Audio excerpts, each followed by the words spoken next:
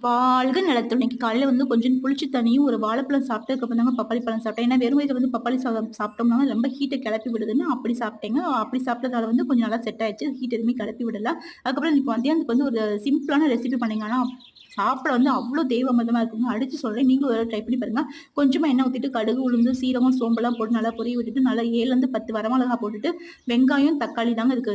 அப்படியே போட்டு நல்லா தக்காளி நல்லா சுருள வதக்கவும், அதோட சுடு தண்ணி சுடுசோற போட்டு அப்படியே வந்து நீங்க பிரட்டி எடுத்தீங்கன்னா, செம்ம டேஸ்ட்டா இருக்குங்க.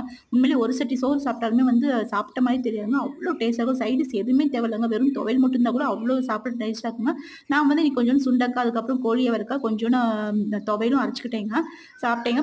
பச்சையா வந்து நம்ம சுண்டகத்துல வந்து லைட்டா கொஞ்சமா எண்ணெய் ஊத்தி லைட்டா வதக்கி நம்ம சாப்பிட்டாலே வந்து அவ்ளோ ஹீமோகுளோபின் வந்து ரொம்ப நல்லதுங்க. ஸோ முடிஞ்ச நீங்களும் அப்படி சாப்பிடுங்க.